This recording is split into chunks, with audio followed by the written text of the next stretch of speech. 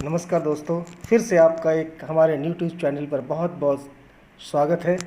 मैं आज अपनी रोचक कहानियों मोटिवेशनल स्टोरीज़ के इस सिलसिले को आगे बढ़ाते हुए एक नई स्टोरी के साथ आपके सामने फिर से एक बार प्रस्तुत हुआ हूँ।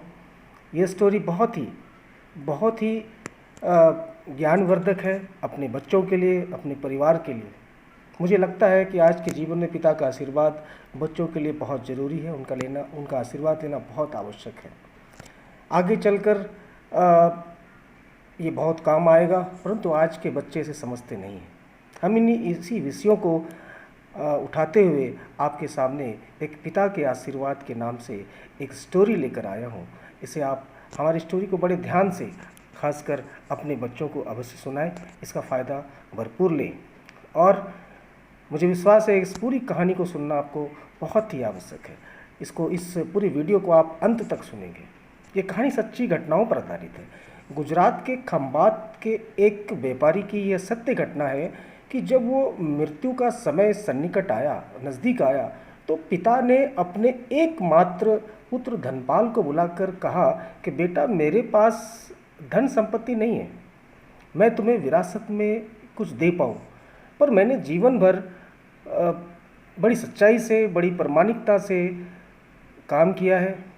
मैं तुम्हें सिर्फ आशीर्वाद दे सकता हूँ, और मैं ये आशीर्वाद देता हूँ कि तो जीवन में बहुत खुश रहोगे और धूल को भी अगर हाथ लगाओगे तो वो सोना बन जाएगा। जी हाँ दोस्तों, बेटे ने सिर झुकाकर अपने पिता के चरणों को छूकर प्रणाम करता है और पिता ने उसे अपना हाथ रखकर आशीर्वाद दिया और बड़े संतोष से अपने प्राण को त्याग देते हैं। बड़े मज़ेदार घटना है। अब बेटे के ऊपर बड़ी विपत्ति आ गई। पिता का हाथ उनके सर से उठ जाता है। अब वो घर का खर्च बेटे धनपाल को संभालना था। उसने एक छोटी सी ठेले गाड़ी पर से अपना व्यापार शुरू किया। धीरे धीरे व्यापार बढ़ने लगा। एक छोटी सी दुकान ली, व्यापार और बढ़ा। अब वो नगर में संपन्न लोगों की गिनती में आने लगा। संपन्न लोगों की गिनती में उनका भी नाम होने लगा। उसको विश्वास था कि वह सब मेरे पिता के आशीर्वाद से फल फूल रहा है, क्योंकि उन्होंने जीवन में बहुत दुख उठाया, लेकिन और उन्होंने कभी धैर्य नहीं छोड़ा, श्रद्धा नहीं छोड़ी, प्रामाणिकता नहीं छोड़ी। बड़ी ईमानदारी से जीवन प्रयत्न अपनी ज़िंदगी को जीते रहे, और इसलिए उनकी वाणी में बड़ा बल था और उनके आशीर्वाद से फलीभूत हुए और मैं खुश हुआ। ये सब बातें उसके मुंह से बारंबार निकलती थी। एक दिन एक मित्र ने पूछा कि तुम्हारे पिता में इतना बल था तो वो स्वयं क्यों नहीं संपन्न हो पाए, सुखी क्यों नहीं हो पाए? धर्मराज ने कहा, मैं अपने पिता की ताकत की बात नहीं कर रहा, उनके आशीर्वाद की बात कर रहा हूँ। इस प्रकार बार बार अपने पिता के आशीर्वाद की बात करता तो लोग उनका नाम ही रख दिया, बाप का आशीर्वाद के नाम से उसे चिढ़ाने लगा। धनपाल को उसका बुरा नहीं लगता था। वह कहता कि पिता के आशीर्वाद के काबिल बनूं, यही मैं चाहता हूँ। और ऐसा करते हुए कई साल बीत गए। विदेशों में व्यापार करने लगा। जब भी व्यापार करता उसे बहुत लाभ होता। एक बार उसके मन में आया कि मुझे लाभ ही लाभ हो रहा है, एक बार नुकसान का भी अनुभव जीवन में करना चाहिए कि नुकसान क्या होता है। तो उसने अपने एक मित्र से पूछा कि एक ऐसा व्यापार बताओ जिसमें बहुत नुकसान हो। मित्र को लगा कि उसके जीवन में इतनी सफलता और इतना पैसा आ गया जिससे वो काफ़ी घमंडी हो गया है, घमंड आ गया है, और इसका घमंड दूर करने के लिए उसके पास एक ऐसा धंधा बताता हूँ जिसको नुकसान नुकसान। तो क्या था बस, तो उसने बताया कि तुम भारत से लौंग होती है ना, लौंग खरीदो और जहाज़ में भरकर अफ्रीका के एक जंजीबार में जाकर उसे बेचो। जंजीबार एक अफ्रीका की एक शहर है जहाँ पर लौंग की बहुत ज़्यादा अधिकतम मात्रा में उत्पादन होती है, और वहीं से सारे देश में अधिकतर लौंग मंगाए जाते हैं। धर्मपाल को ये ठीक भी लगा कि जंजीबार तो लौंग का देश है और वहाँ से लौंग भारत में आते हैं और यहाँ 10-12 गुना अधिक भाव में बिकते हैं। तो भारत से खरीद कर जंजीबार में बेचे तो ये साफ सामने दिख रहा था कि इसमें नुकसान ही होने वाला है, परंतु धनपाल ने यह तय किया कि मैं भारत में लौंग खरीद कर जंजीबार में खुद लेकर जाऊंगा, ताकि देखूं कि पिता के आशीर्वाद में कितना साथ देते हैं। नुकसान का अनुभव लेने के लिए उसने भारत से लौंग खरीदे और जहाज में भरकर खुद उनके साथ जंजीबार के लिए निकल पड़ा। जंजीबार में सुल्तान का राज्य था। धर्मपाल जहाज से उतरकर और बड़े लंबे रेतीले रास्ते पर जा रहा था। वहाँ के व्यापारियों से मिलने के लिए उसने सामने से सुल्तान जैसा व्यक्ति पैदल सिपाहियों के साथ जाता हुआ दिखाई दिया। उसने किसी से पूछा कि ये कौन है। उन्होंने कहा कि ये सुल्तान है। सुल्तान ने उसको सामने देखकर उसका परिचय पूछा। उसने कहा कि मैं भारत के गुजरात के खंबात का व्यापारी हूँ और यहाँ पर व्यापार करने के लिए आया हूँ। धर्मपाल ने देखा सुल्तान के साथ सैकड़ों सिपाही हैं, परंतु उनके हाथ में तलवार, बंदूक और कुछ भी ऐसे हथियार नहीं थे। उनके हाथों में बड़ी बड़ी छलनियाँ थी। छलनियाँ होती है ना, अनाज चालने वाली छलनियाँ थी। और उसको बड़ा आश्चर्य हुआ। उन्होंने बड़ी विनम्रतापूर्वक उस सुल्तान से पूछा कि आपके सैनिक इतनी छलनी लेकर क्यों जा रहे हैं। तो सुल्तान ने बड़ा हंसकर कहा कि बात यह है कि आज सवेरे मैं समुद्र पर घूमने के लिए आया था, तब मेरी उंगलियों में से एक अंगूठी यहाँ कहीं निकलकर गिर गई। अब रेत में अंगूठी कहाँ गिरी पता नहीं, तो इसलिए मैं इन सैनिकों को साथ लेकर आया हूँ और रेत से छान कर मेरी अंगूठी इसमें से तलाश कर रहा हूँ। धर्मपाल ने कहा अंगूठी बहुत महंगी होगी।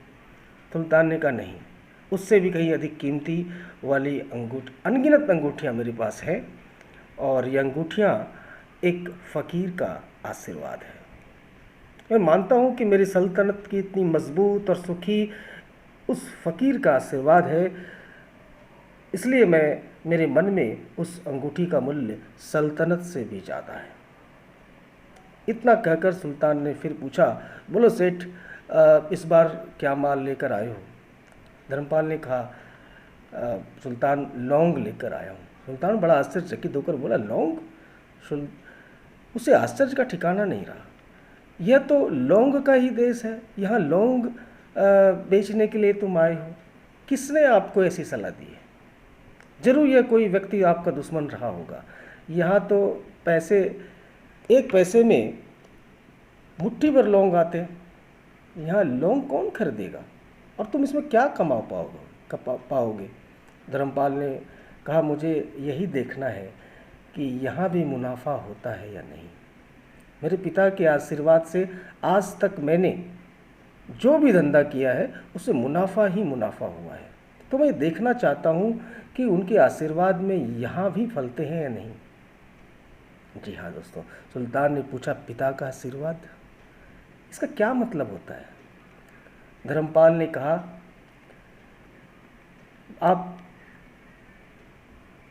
मैं इस कहानी को आगे बढ़ने से पहले एक बार मैं आपसे याद दिलाना चाहता हूँ, अगर आपने हमारे चैनल को सब्सक्राइब नहीं किया है तो सब्सक्राइब करें। आपको इससे भी अधिक रोचक कहानियाँ सुनने को मिलेगी। कहानी की भाग को आगे बढ़ाते हुए फिर से इस कहानी की शुरुआत करता हूँ और कहता हूँ धर्मपाल ने कहा कि मेरे पिता सारे जीवन ईमानदारी और प्रामाणिकता के से काम करते रहे, लेकिन उन्होंने धन नहीं कमा सके। उन्होंने मरते समय मुझे भगवान का नाम लेकर मेरे सिर पर हाथ रखकर आशीर्वाद दिया था कि तेरे हाथ में धूल भी सोना बन जाएगी। ऐसा बोलते बोलते धर्मपाल नीचे झुका और ज़मीन से एक मुट्ठी रेत हाथों में भरी और सुल्तान के सामने मुट्ठी खोलकर अंगुलियों के बीच में से रेत नीचे गिराई तो धर्मपाल और सुल्तान दोनों के आश्चर्य का ठिकाना न रहा। आश्चर्य के पार न रहा। उसके हाथों में एक हीरे जड़ित अंगूठी थी। और ये वही सुल्तान की गुमी हुई अंगूठी थी। अंगूठी देखकर सुल्तान बहुत प्रसन्न हो गया। बोला, वाह खुदा, आपकी करामत का पार नहीं, आप पिता के आशीर्वाद को सच्चा करते हो। धर्मपाल ने कहा, फ़कीर का आशीर्वाद को भी परमात्मा ही सच्चा करते हैं। सुल्तान और खुश हो गया, धर्मपाल को गले से लगाया और कहा, मांग सेठ, आज तो जो मांगेगा मैं दूंगा। धर्मपाल ने कहा, आप 100 वर्ष तक जीवित रहो और प्रजा की अच्छी तरह से पालन करो, प्रजा सुखी रहे, इसके अलावा और मुझे कुछ नहीं चाहिए। मुझे पास पिता के आशीर्वाद से सब कुछ मिल चुका है। सुल्तान और अधिक प्रसन्न हो गया और उसने कहा कि सेठ, तुम्हारा सारा माल मैं खरीदता हूँ और तुम्हें इसकी मुंह मांगी कीमत दूंगा। सुना दोस्तों आपने, यही इसकी कहानी थी। और इस कहानी की सीख ये है, इस कहानी से शिक्षा मिलती है कि पिता के आशीर्वाद हो तो दुनिया की कोई भी ताकत कहीं भी तुम्हें पराजित नहीं होने देगी। पिता और माता की सेवा का फल निश्चित रूप से मिलता है, आशीर्वाद जैसी कोई संपत्ति नहीं है। बालक के मन को जानने वाली माँ और भविष्य को संवारने वाले पिता, यही दुनिया के 2 महान ज्योतिषी हैं। बस इनका सम्मान करो तो तुमको भगवान के पास भी कुछ मांगना नहीं पड़ेगा। अपने बुजुर्गों का सम्मान करें, यही भगवान की सबसे बड़ी सेवा है। यही मेरी आज की छोटी सी कहानी थी। अगर आपको पसंद आई होगी तो आप हमारे चैनल को सब्सक्राइब करें, लाइक करें और फिर एक नई रोचक कहानियों के साथ अगले एपिसोड में आपसे फिर मुलाकात होगी। धन्यवाद दोस्तों।